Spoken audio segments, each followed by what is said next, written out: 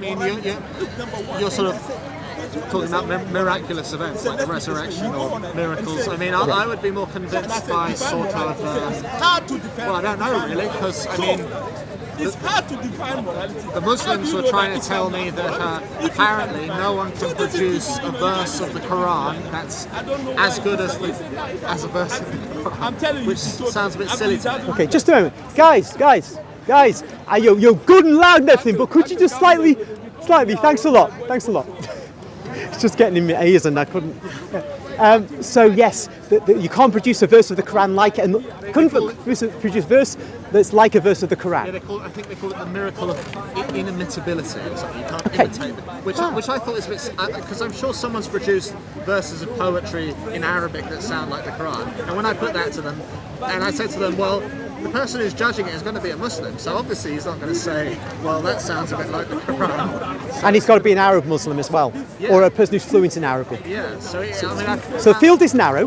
And they said there's no contradictions in the Quran, which I mean, I think there's contradictions in every holy book, including the Bible, including any book. So, well, let's look at those two issues. Pity Muslims not round here at the moment, but no doubt they'll appear another day, and we'll end up going through this man to man, face to face, toe to toe. Arguments they've used with you? Yes. The same two. Oh yes. Okay.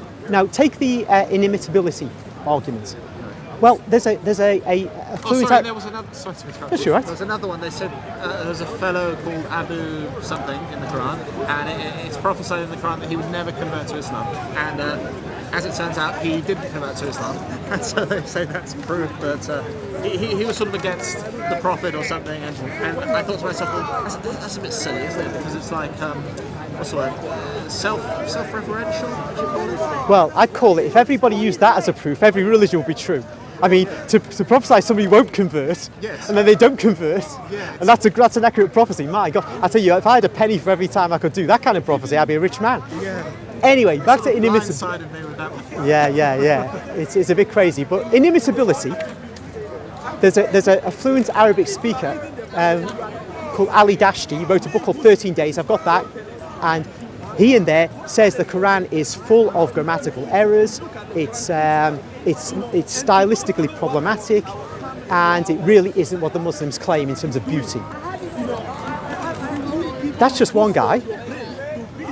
But I think the problem is we are looking at something, you've basically said it, subjective analysis is not really a way of moving forward to establish whether something is true or not.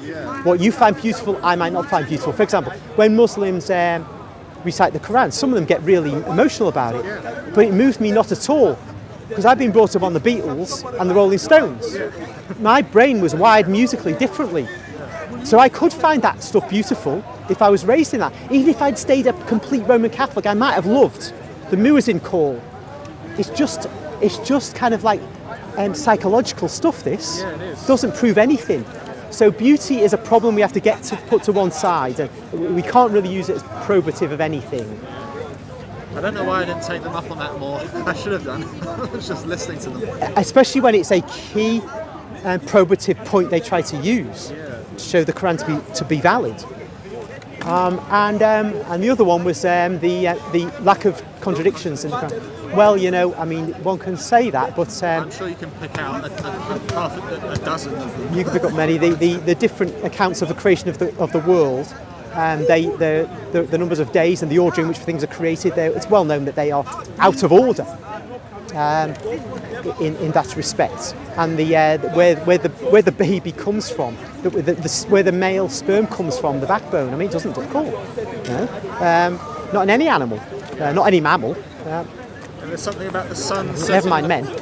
And in chapter 18, ayah 86, the sun sets in a pool of muddy water. Yeah. Now, I don't know about you. I mean, when you look at the sun, it looks like a 10 pence disc, right? Yeah. Size. But we're apparently told it's not that size. It's very, very big and very, very far away. Now, of course, the scientists could be wrong. I was reading some Muslim interacting with somebody about this, and he did in the end say, well, science could be wrong. But I mean, I think what they were thinking of is maybe the sun setting, and in a desert you would maybe see a sort of a mirage, and it would look like it was setting in a pool of muddy water, perhaps. Now, to the casual observer. yeah. Now, we have to put mirage to one side because a mirage is a mirage. It's not actually a body of water. So one would look at a pool of water.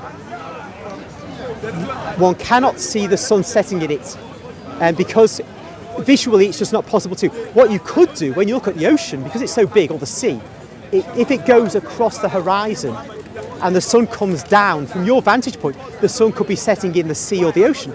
But that's not a muddy spring, that's the sea or the ocean. And of course it then set, and this is Allah saying this happens. So what we have, I think, is Allah, or rather the writer who's presenting us, Allah, thinks really the sun is a small disk in the sky, not very far away, that sets. You might not see the muddy spring in which it sets, but it's small enough to set in one. And so naturally you logically deduce from your observations that it sets somewhere.